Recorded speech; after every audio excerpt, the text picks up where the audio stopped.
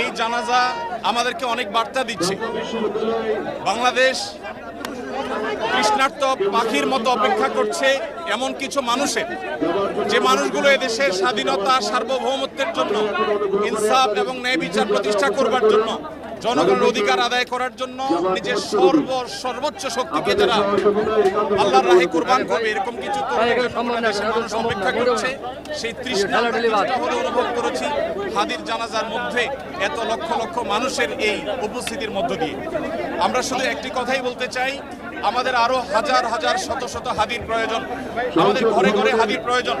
আমরা যারা এখানে এসেছি, ওসমান হাদির এই চেতনা, তার আদর্শ এবং তার যে সততা, তার যে নিষ্ঠা, এটাকে যদি আমরা ধারণ করতে পারি, আমরা তারুণ্য ধারণ করতে পারি, তাহলে আমাদের বাংলাদেশ ভিন্ন এক বাংলাদেশে পরিণত হতে পারে।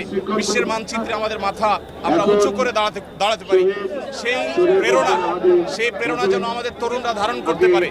হাদির আদর্শকে যেন আমরা প্রত্যেকে বুকে ধারণ করতে পারি এবং আমাদের প্রিয় স্বদেশকে, এদেশের স্বাধীনতা, সার্বভৌমত্ব, ন্যায় বিচার, এদেশের উন্নতি অগ্রগতির জন্য আমরা সবাই যেন যার যার জায়গা থেকে সর্বোচ্চ শ্রম, মেধা, জীবন, যৌবন সব আমরা কোরবান করতে পারি।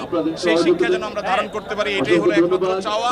আমি দোয়া করি আল্লাহ তাআলা ওসমান হাদিকে শাহাদাতের সর্বোচ্চ মাকাম দান করুন এবং সেই সাথে ওসমান হাদির যে প্রেরণা, তার যে আদর্শ, তার যে চেতনা, সেটা যেন এই দেশে, এদেশের বিভিন্ন প্রান্তরে যেন যুগ যুগ ধরে, শতাব্দী পর শতাব্দী ধরে যেন টিকে থাকে, বেঁচে থাকে।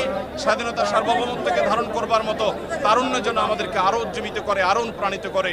আমরা আরো বহু ওসমান হাদি কামনা করি এবং ওসমান হাদির জান্নাতবাসী হওয়ার জন্য আমরা দোয়া করি।